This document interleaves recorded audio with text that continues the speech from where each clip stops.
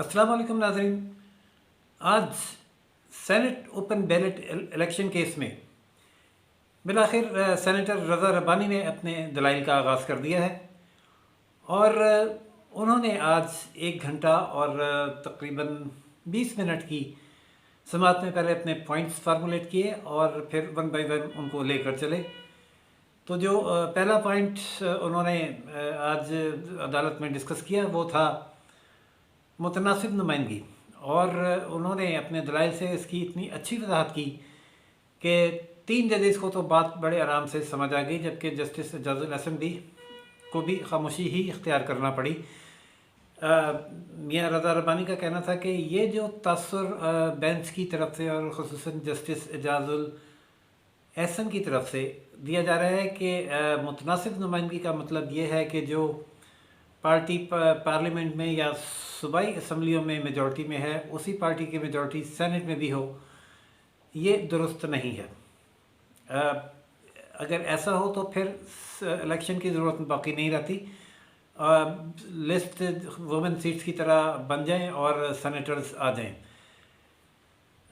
इस मौके पर जस्टिस एजाजुल हसन ने दिबाचे में और जो कॉन्स्टिट्यूशन की फ्रेमिंग के टाइम स्पीचेस हुई थी उसमें अब्दुल हफीज़ पीरज़ादा जो कि 1973 का आइन बनाने वालों में शामिल थे, उसकी तकरीर सुनाते हुए कहा कि ये उन्होंने कहा है कि जो पार्टियों की जो नुमाइंदगी सूबे में और वफाक में है उसकी नुमाइंदगी जो है वो उस पार्टी की नुमाइंदगी सेनेट में भी उसी तनासुब से होनी चाहिए।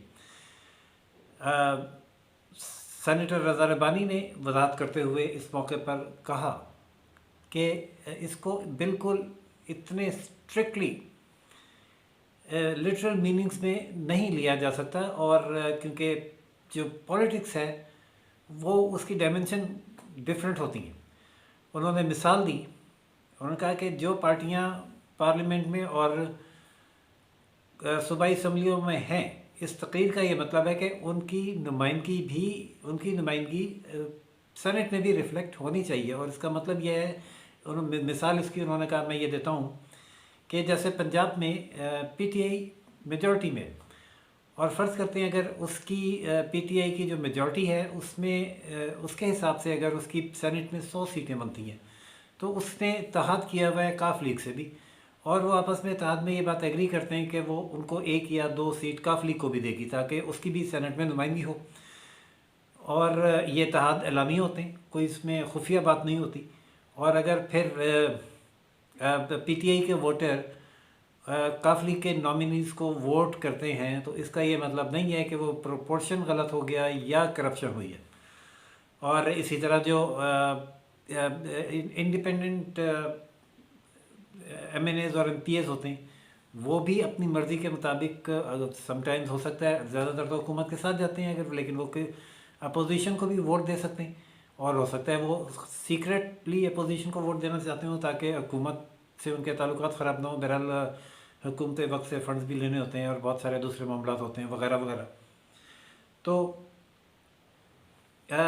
मुतनासिब नुमाइंदगी का और ये कहना कि अगर मुतनासिब नुमाइंदगी ना हो, यानी जो पार्टी गवर्नमेंट में है अगर उसकी सेनेट में अक्सरियत ना हो तो सिस्टम जैम हो जाएगा, यह तासुर बिल्कुल ही दुरुस्त नहीं है। माजी में हमेशा और सारी दुनिया में भी ऐसा होता रहा है कि कई दफ़ा सिटिंग गवर्नमेंट की मेजॉरिटी होती है कौमी असम्बली में, सूबों में, लेकिन सेनेट में नहीं होती, क्योंकि सेनेट का डायमेंशन ही अलग है। वो 6 साल उसके 6 साल के लिए इलेक्शन होता है, और हर 3 साल के बाद आधे मेंबर रिटायर हो जाते हैं, आधे नए आ जाते हैं।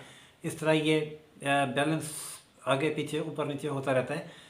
और जब कोई बिल पार्लियामेंट से मंजूर होकर सेनेट में आता है और सेनेट अगर उसको अप्रूव नहीं करती तो वो उसको मुस्तरद नहीं करती, वो उसमें अमेंडमेंट सजेस्ट करके वापस भेजती है, और फिर वो दोबारा अमेंडमेंट के साथ सेनेट में आता है और मंजूर हो जाता है। और अगर ऐसा नहीं है तो जॉइंट सेशन में मंजूरी हो जाती है।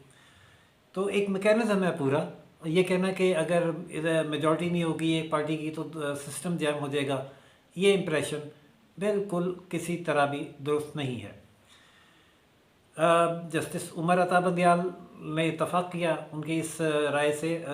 जस्टिस याहिया अफरीदी तो पहले ही ये कह रहे थे कि अगर ایسی صورت حال ہے کہ جس پارٹی کی جتنی میجورٹی ہے اس کے تناسب سے اتنی سیٹیں ہونی ہیں، تو پھر تو الیکشن کی ضرورت ہی نہیں ہے، وومن سیٹ کی طرح لسٹیں بنا دی جائیں۔ تو جسٹس اعجاز الاحسن آج اس موقع پر خاموش رہے، اور لگ رہا تھا کہ تھوڑا سا انہیں بھی اتفاق ہے، لیکن دیکھتے ہیں کہ جب وہ فیصلے میں لکھیں گے تو کیا لکھیں گے۔ جو انہوں نے 14 دن آرگومنٹس کیے ہیں، اٹارنی جنرل کے آرگومنٹس کے ساتھ ساتھ جو ریمارکس دیے ہیں اور اتفاق کیا اور اتنی انٹرپریٹیشنز کی ہیں، وہ اس کو ایک دم اس رضا ربانی صاحب کی اس دلیل پر ترک کر دیں گے، یا رضا ربانی صاحب کی دلیل مسترد کریں گے اور اپنا ویو پوائنٹ جو ہے اس کو ترجیح دیں گے۔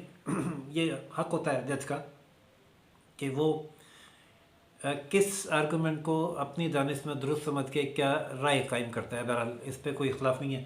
جب وہ سماعت مکمل ہو جائے گی تو دیکھتے ہیں کیا فیصلہ آتا ہے ناظرین۔ لیکن کل اور پرسوں تو چھٹی ہے، سماعت ہے کہ نہیں ہوگی، لیکن پیر کے روز میاں رضا ربانی صاحب جو سینیٹر بھی ہیں اور وکیل بھی ہیں اپنے دلائل جاری رکھیں گے، اور کورٹ کو اس بات پر قائل کرنے کی کوشش کریں گے کہ یہ سماعت آئین کے آرٹیکل 184(3) کے تحت نہیں ہو رہی، جس میں یہ اخلاقیات اور ماحول اور طریقہ کار اور بیلٹ پیپر میں ترمیم اور اس کو ٹریسیبل بنانے کے لیے، قابل شناخت بنانے کے لیے کیا کیا اور کیسے کیسے اقدامات ہو سکتے ہیں ڈسکس کیا جا رہا ہے۔